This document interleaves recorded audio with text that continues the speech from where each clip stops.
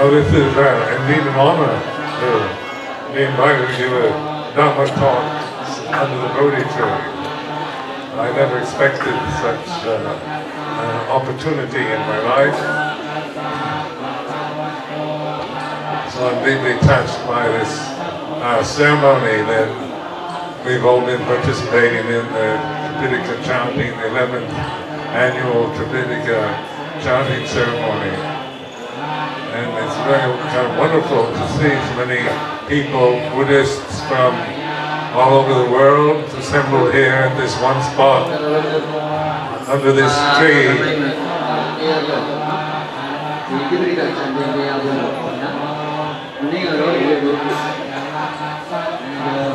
This is the exact spot the Buddha was enlightened, and this enlightenment is something that it's very important, because for many people Buddhism is considered a very ancient religion, and but actually the Buddhist teaching is a timeless teaching. It's not about culture or time, or it's not about metaphysics, about heaven or hell. It's about the very presence of our experience here and now.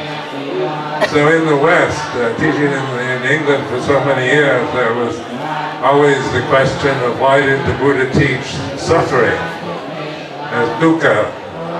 Why didn't he teach something much more inspiring? Because suffering is what we really don't want. And so much of our time in the human world, in society, is spent in trying to find happiness and security and pleasure from the world we live in, only to inevitably feel disappointed in the fact that there's no security in the world, in the samsara, in that world of change and incessant, inexorable changingness. So suffering, they say, why did the Buddha take suffering and place it in the context of a noble truth? For most people, suffering is a nasty fact of life, you know, we don't want it. But in the Four Noble Truths, his primary teaching after his enlightenment was there is dukkha, or there is this dukkha. This is the common experience of all of us, of all humanity, from ancient to present moment. This sense of insecurity, of fear of the future, fear of death, regretting, remorse for things of the past, commitment to time-bound conditions. And this, the Buddha approached in a very direct way, and this is the genius of his teaching, was that he took something so banal, so ordinary, and made it into a noble truth. And the nobility of this truth lies not in itself, because suffering has many permutations and many qualities, but the fact that we change our attitude towards it, we understand it, we, instead of trying to get rid of it, deny it, blame it on others, find happiness, we open to it. Dukkha, or suffering, should be understood. So this understanding of suffering means that we look at it now in terms of what it really is in the present moment. Anything that irritates, frustrates, annoys ourselves at this moment, it can be seen in terms of dukkha. Looking at it now in terms of sati and mindfulness and wisdom, we're noting it not in terms of aversion or desire to get rid of it, but in terms of its actual presence. So it's the insight into suffering has been understood. These are the three aspects of the First Noble Truth. The first one is the statement from the scriptures. There is suffering. Then the second is what to do about it, which is the practice of understanding, receiving it. In order to understand something, you have to totally accept it for what it is. You can never really understand yourself, anyone, or anything if you're always trying to change it or get rid of it or possess it. So this attitude of understanding dukkha is an acceptance, a willingness to look at suffering as the experience of the moment.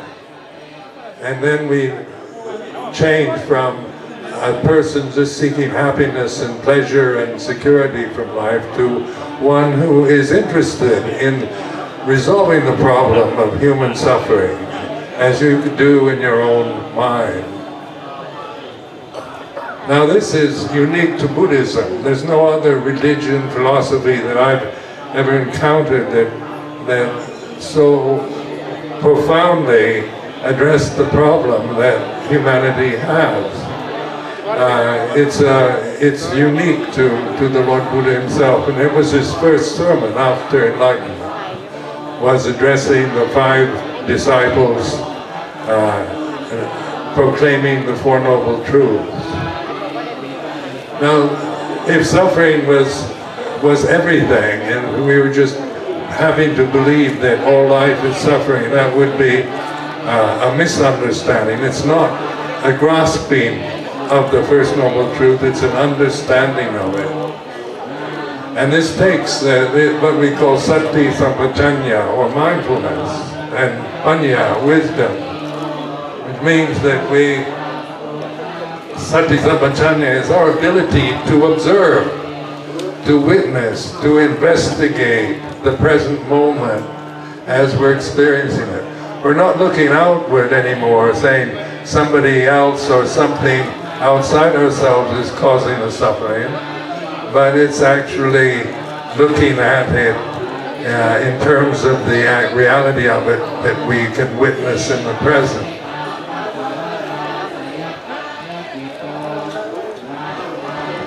So this is the unique experience of the Buddha's teaching. Right now we can see the frustration of trying to give a Dhammadesana with other surrounding sounds. And one can also observe one's own feeling of frustration arising, speaking into a microphone, and feeling at the same time distracted by the sounds around me. So this is a quintessential example of practicing the Four Noble Truths.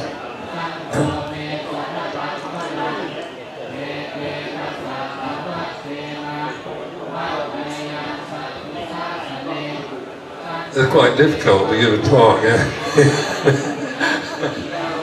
but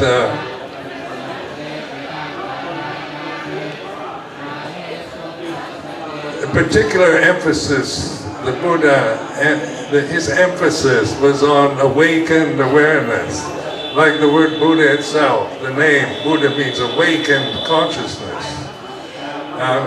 Most people think they're awake, you know, when their eyes are open, they're not sleeping, but they're not really awake. They're living in a world of their own fears and desires, their habits, their emotional experiences, their memories, their plans for the future, their remembering regrets and remorse or guilt about the past. And this, of course, is the world of delusion. The samsara vata, in Buddhist terms, is this delusion that the world that we experience through the senses is reality. Dhamma itself cannot be described or defined. You can't. There's no way to define it, because it's the reality of now, and it has no quality other than knowing. To be this knowing, this awakened attention in the present moment.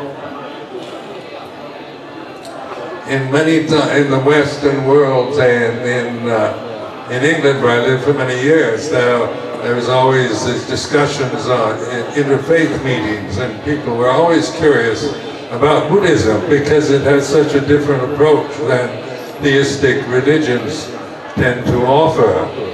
And the emphasis the Buddha has made, the way to liberation is through mindfulness, through awakened attention. Now this is possible for all of us.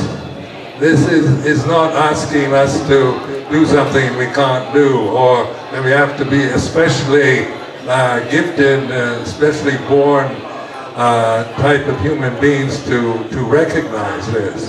For example, at this very moment, the one thing you can know for sure, without doubt, is that you're conscious.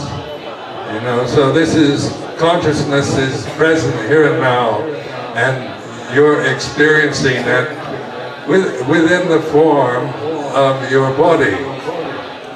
So consciousness can be recognized not through personal endeavor, but through awakened attention, through the Bhutto or the Bhutang Saranang Gacchami. It's the ability we have to just pay attention, awaken to the present, the Paccuppanna Dhamma, the reality of now.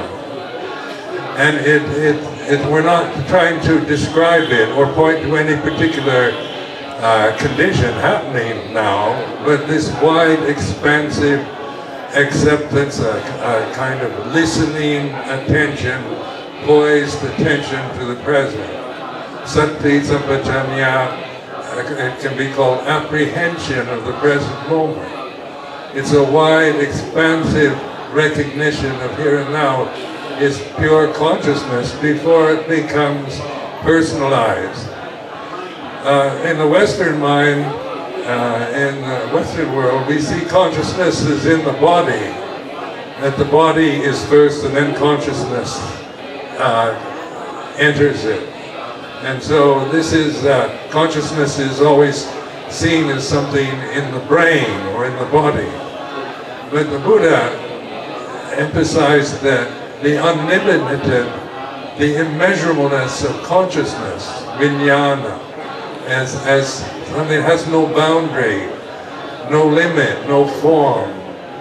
But the forms that we experience are our own forms, the forms of your own body, your own thought patterns, your own memories, your own emotional habits. They arise and cease in the present moment. And it's in being awakened to these conditions that we begin to let go of the delusions that we actually are this human body, that we're limited, bound by this human form that we call ourselves, that we actually begin to recognize it is a condition in consciousness. And that way of looking is then seen in terms of Dhamma rather than in terms of personal opinion, theories and views of scientists or psychologists or other religions. It's our ability to actually recognize, awaken to reality in the present moment.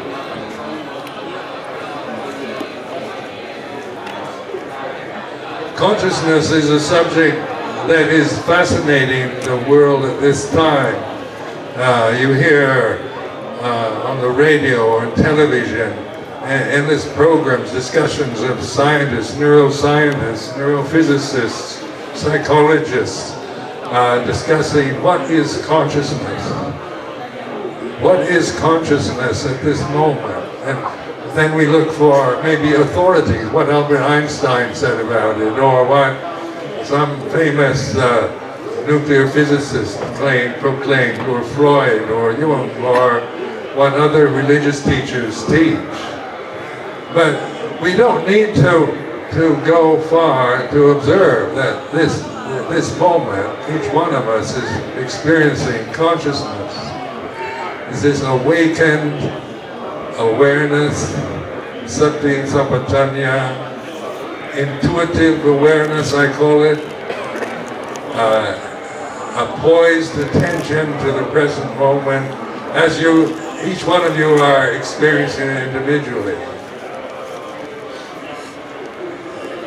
And this observing of consciousness is done through, with awareness, with mindfulness, and not through interpretation, not through identity. It's not personal, it's anatta, it's not mine as if it was separate from you. It's universal, it's one, it's complete in itself. And we began to recognize this in a profound way the more we let go of the delusions that we tend to hold to and believe in. So the second noble truth is about the origins of suffering. Suffering is not permanent, ongoing condition. It's not a negative way of looking at life.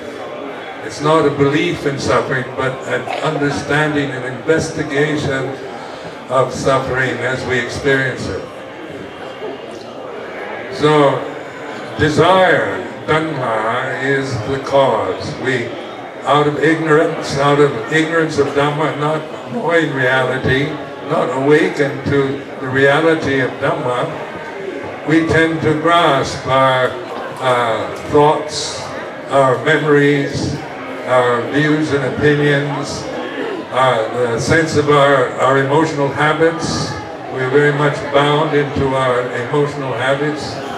We're caught in love and hate, like and dislike, wanting and not wanting. And so we're bound into this world of change and desire because conditioned phenomena is the way it is. It's impermanent. It's anicca. Its nature is to change. What begins ends. What has an origin ceases. It also is dukkha, or unsatisfactory, unfulfilling.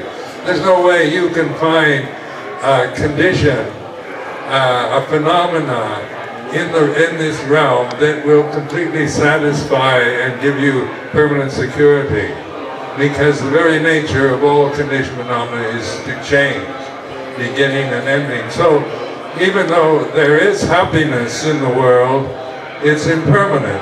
It's not, you can't sustain physical comfort, physical happiness, emotional comfort, emotional happiness.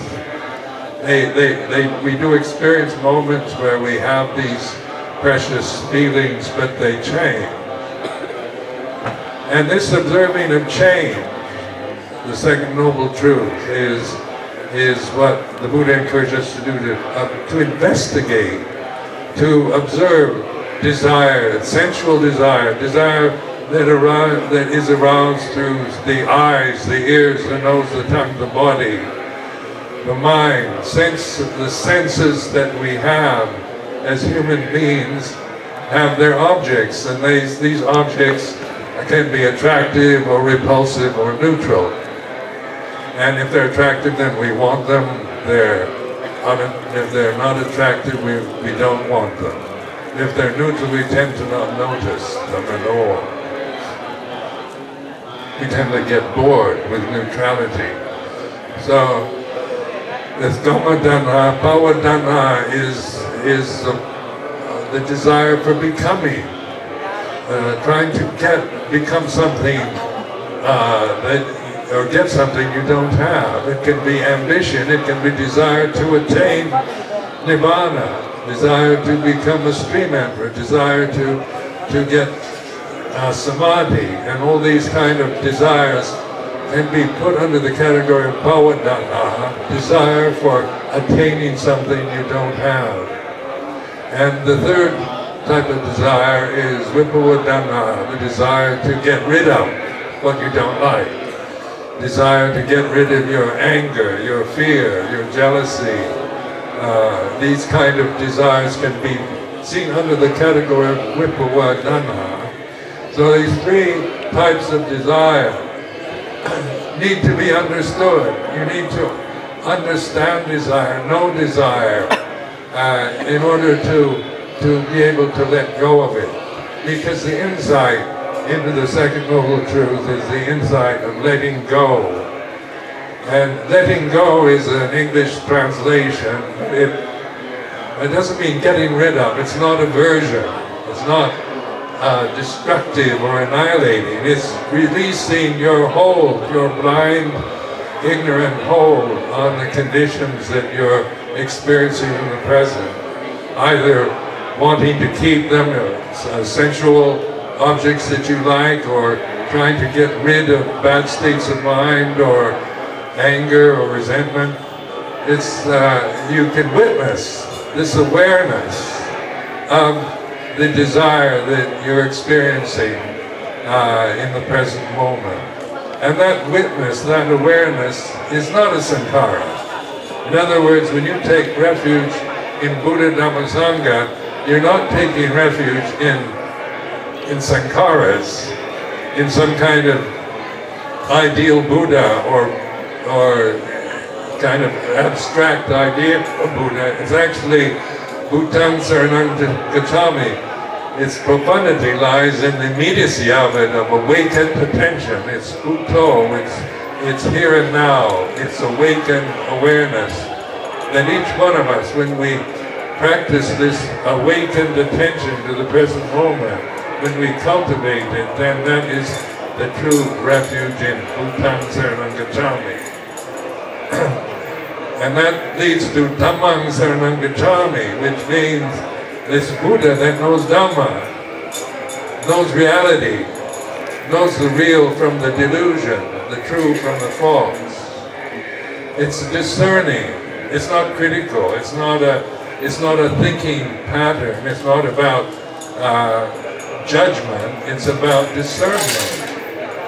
What does the Buddha know? That there's this Dhamma, and he knows that sankharas are impermanent. They arise and they cease. Sape sankhara anicca, sape dhamma anatta. So the second aspect of the second noble truth is letting go. Letting go of desire through wisdom, not through aversion. So in order to let go, you have to know what you're grasping. If you find yourself obsessed, over-concerned, kind of with the thoughts or emotions or feelings, suffer from self-aversion or self-criticism, doubt about yourself, doubt about everything, then there's attachment. And you can see the upatana, the clinging to desire. And this you must witness for yourself, to be able to know desire and the result of attaching to it is dukkha. Then the insight is to let go, which you cultivate. You cultivate letting go of desire. This is real bhavana, or real meditation. This cultivating of non-attachment, because then the third noble truth is about nirodha, the end of desire. When you let go of desire, then there's insight. Desire has been let go of, and then there's the reality of nirodha. Desire, there is no desire. There's no attachment to desire. It's like this. And this is done through sati sampajanya, through this ability we have to pay attention, to be awakened to the present, to the aramana, or the arom of the mind in the present.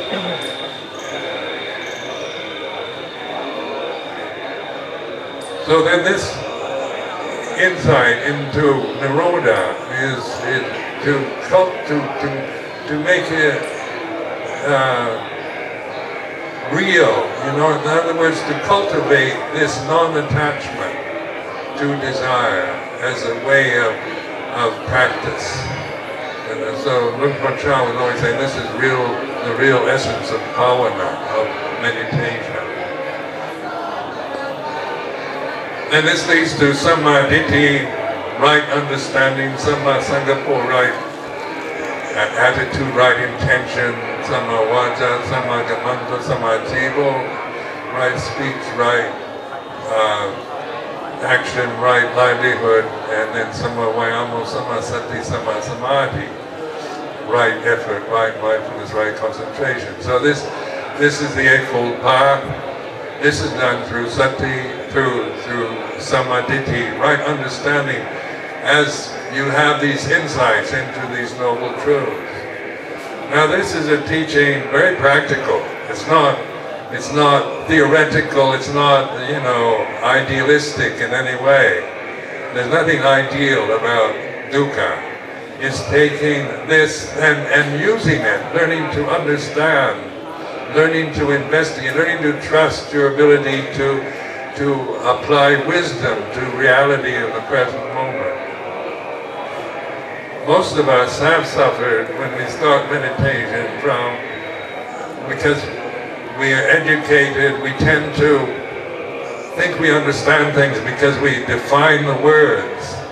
And in many of us who are, not from Buddhist families or Buddhist countries, our basic conditioning is something else.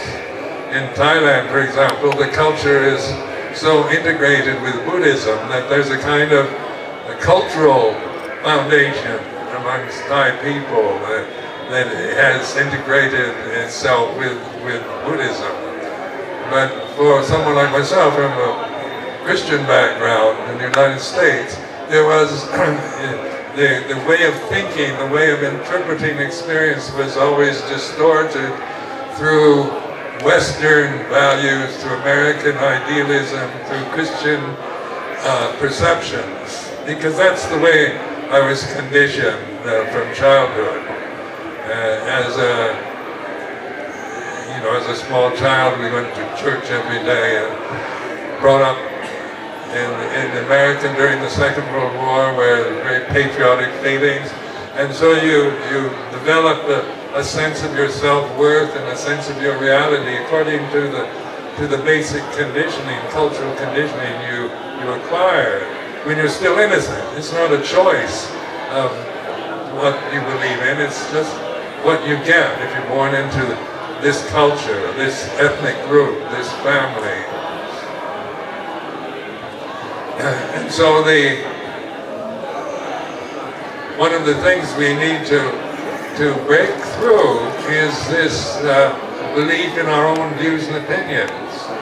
I could see so in many cases translating or interpreting Buddhist terms from a very Western scientific attitude, reason and logic, or from Christian or Jewish kind of attitudes and assumptions that were part of my cultural conditioning.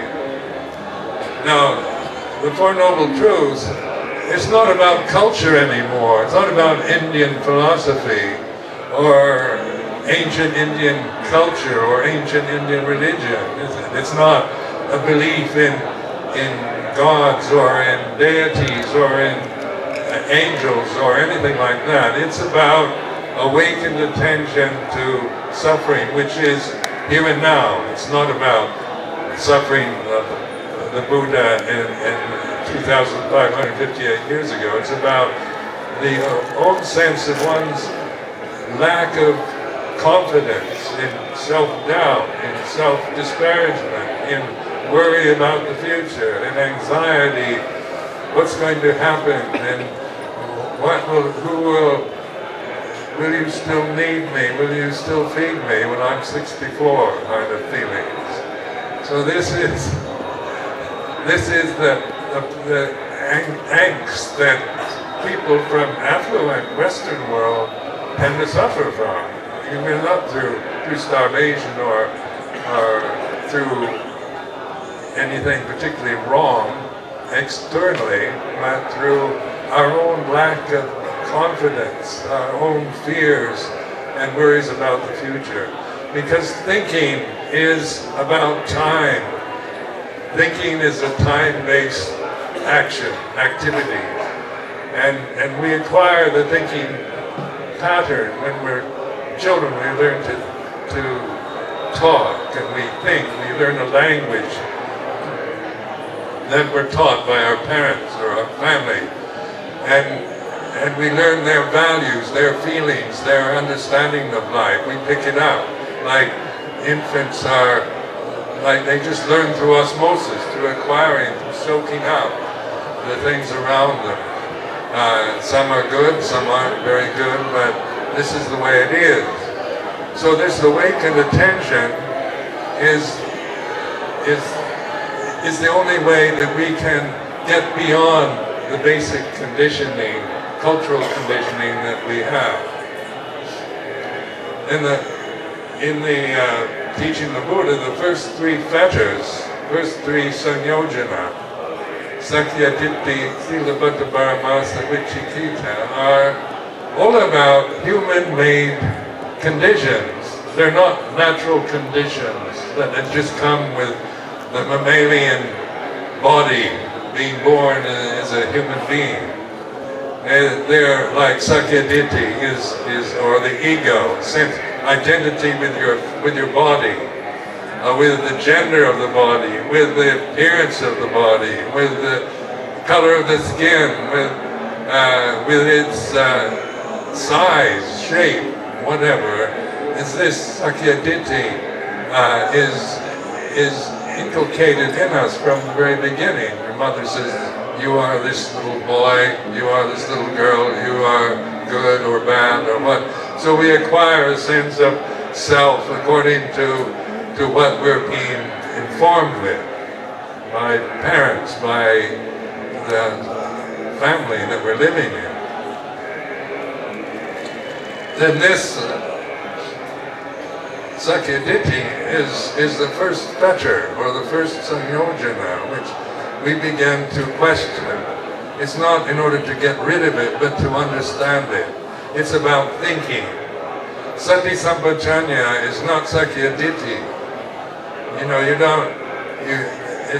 Sakya Ditti arises, but it's not permanent. So when you're mindful, when there's Sati Sampajanya, then there's panya, and it's not self-view, it's not the ego. It's pure, unadulterated, conscious attention in the present. It's not personal. It's not male or female. It's not young or old. But it is universal. It's actually unitary rather than divisive.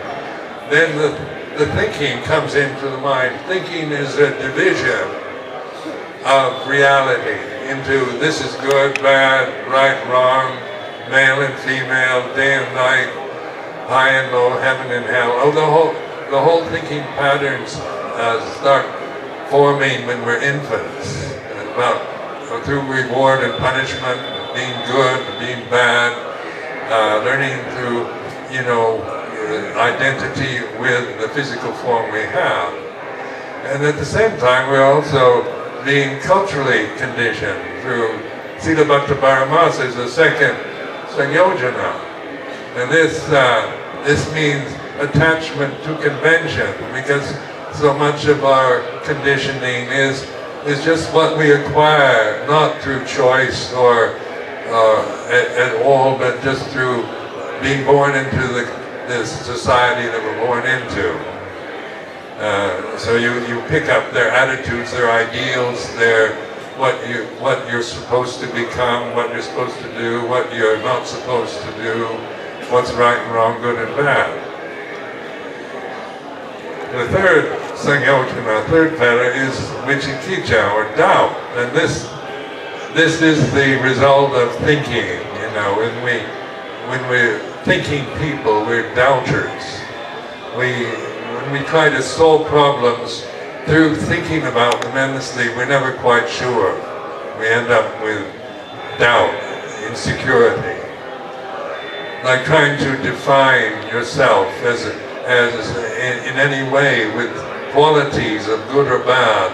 There's always the doubt about whether you can practice, whether you have enough barami, enough accumulated virtues to become enlightened, or whether women can become arahants, or all these kind of doubts arise through thinking.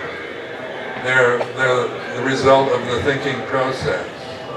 So Vicikiccha is one of the things that haunt humanity at this time. We're caught, no longer do we believe so easily, we tend to doubt.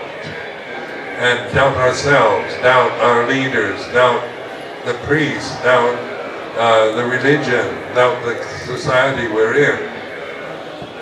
And this is the result of education, of developing reason and logic, which are useful tools. But they're also thinking patterns that cannot lead us to liberation, cannot resolve the reality of suffering.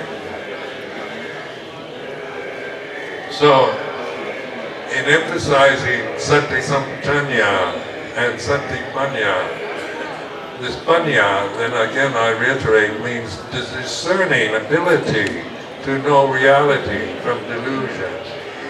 And the Buddha made this very available to us. It simplifies everything when you really understand the wisdom and the clarity behind Buddha Dhamma, is that all sankharas are impermanent.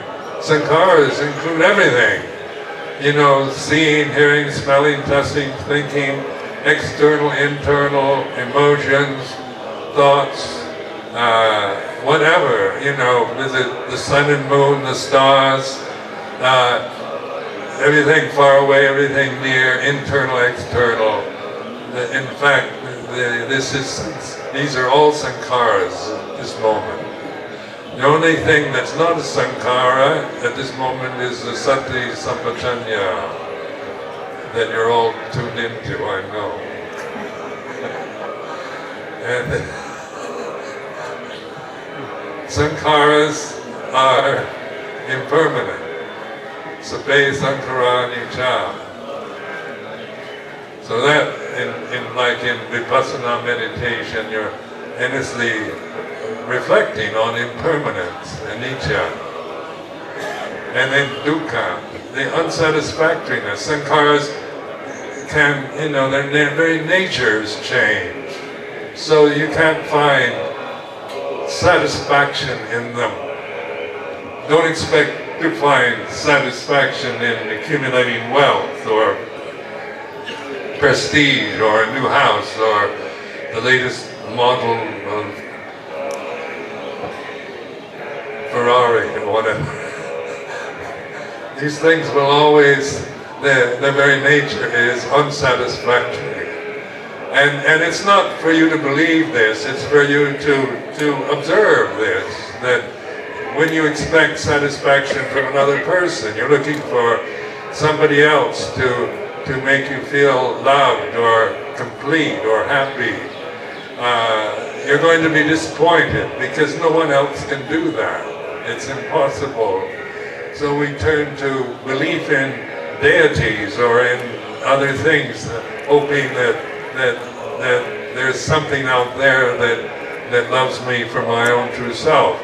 But even then there's the doubt, the uncertainty, because the problem has not been resolved. The problem is resolved through Sati Sampajanya, through mindfulness, clear comprehension, apprehension.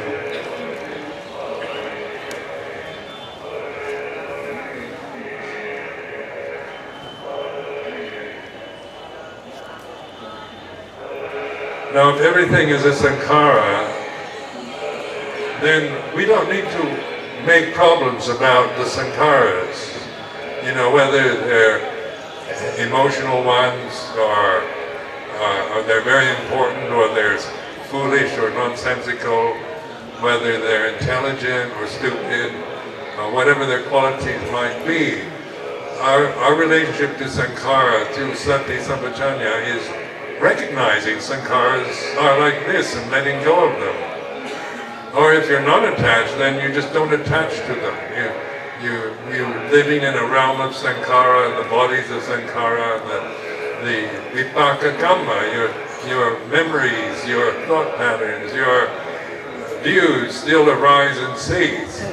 But your relationship to them is knowing with wisdom rather than through this delusion of this is my problem, these are my thoughts, my memories, my body, my loves and hates. By interpreting always from the self-view, then this limits us to, and always leads to dukkha as a result. So like in the Paticca Samuppada, it's about dependent origination, like the basic problem is avijja. Ignorance is the cause of suffering, really. Avijja means ignorance of Dhamma, not knowing, not having insight into reality, into Dhamma. Then the result of our lives is always going to be grief, sorrow, despair, and anguish. Dukkha, in other words. This is the result of ignorance. So the Four Noble Truths are teaching to break through ignorance, to use ignorance, use suffering with wisdom. And that is to discern it. Like, as I said before, the one thing you can know for sure, without a doubt, is that you're conscious. Consciousness is like this. So consciousness isn't something that you have to find, or pure consciousness is something you don't have, that you have to purify yourself in order to get it. It's with you all the time, it's around you, it's everything. It's here and now, but we don't notice it. We're not aware of it because we're too caught up in the sankharas of our thoughts, our emotions, our self-views, our biases, our prejudices, our fears and desires, our doubts. And we tend to be being attached to these desires means that we aren't aware of the reality of now, the purity of consciousness itself. And it's only through letting go of sankharas with wisdom that we awaken to this reality, nibbana, or amatta Dhamma, the deathless reality. There's an interesting statement about amatta Dhamma. Desire, you know, when we think of amatta means the deathless reality. And when you think about deathlessness, amatta, well, you know, you can't get any perspective on it. You get it more or less an annihilation. You think deathlessness means when something dies, that's the end of it, and it's extinction. So the thinking pattern tends to take us to extinction or annihilation. So when you try to resolve, you know, whether God exists or not, you're going to either have to believe that there is, or disbelieve that there's no God, and once you're dead, that's extinction and oblivion. Because that's the result of thinking. You can't understand deathless reality through thinking about it. It's through understanding. And this simplicity that the Buddha gave us in the Four Noble Truths, taking the most ordinary human experience of suffering and investigating it. It leads onward. It's leads to a kaliko, ehi pasco, panayiko, bhajatang, veitinapo vinyuhi. These are what we recognize through awareness, through understanding.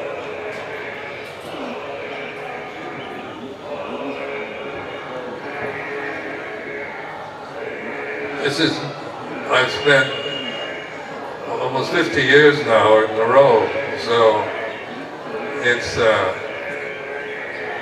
I've had a very fortunate life encountering Buddhism. And looking back at my age, I keep feeling a sense of gratitude, especially here in India, coming to a place like Bodhgaya, the Mahabodhi Temple, because one feels this Gatanyu Gatavetiya, this incredible gratitude for the teaching, you know, the teaching that is a real wisdom teaching that I felt fortunate to encounter. I encountered Buddhism 60 years ago when I was in the American Navy. I was in Japan.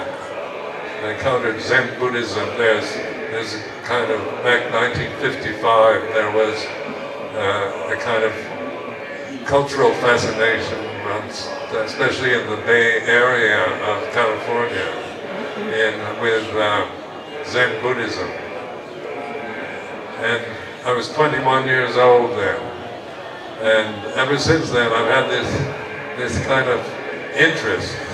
Say, interest arose, or faith arose at that time. I can trace it back exactly 60 years ago. And it's carried me to this point. Now I'm 81 years old. And it has been, I've been very fortunate in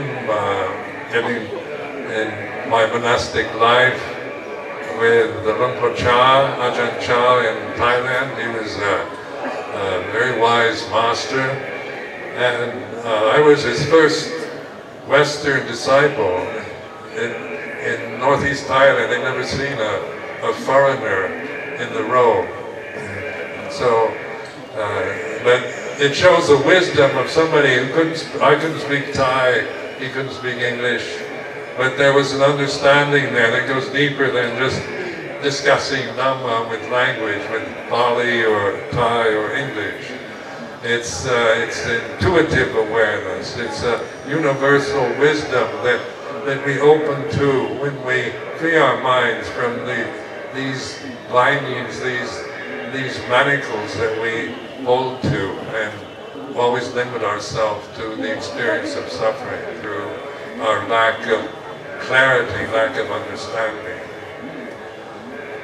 So at this time, I'll end my Dhamma talk and again express Madame Wangmo for inviting me to give this talk this evening, and it was totally unexpected that I came to Bodhgaya. This is the last thing I was expecting to do, but it's a great honor, and I want to express my gratitude.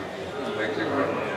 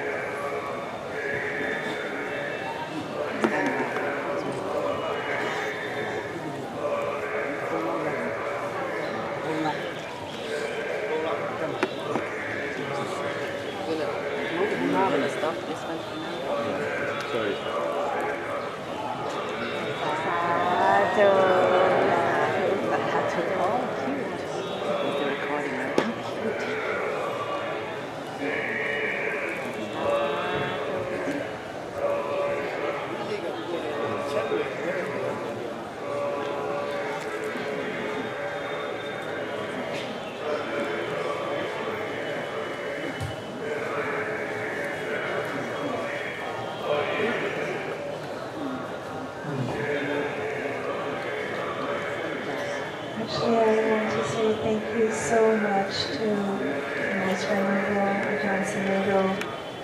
It was about 11 years ago when I met the Most Venerable in the UK, in London, in Amaravati, and my husband and myself were looking to find the Theravada.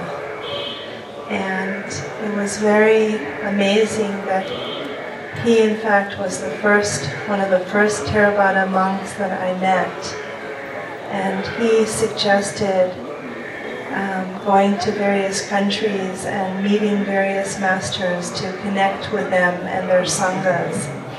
So I think it's incredibly auspicious and great karma for me to meet you here under the Bodhi tree now, 10 years or 11 years ago, where we can see the fruition of what we had hoped and our intention to bring these great masters forward to teach and enlighten us with their wisdom, especially here in India, where everything began. So thank you so much. I pray that this is not the first time, but perhaps another time too, when it's auspicious like this for you to share your wisdom with all of us, because we need this kind of example for practitioners, real living examples for us to follow in the right direction. Thank you.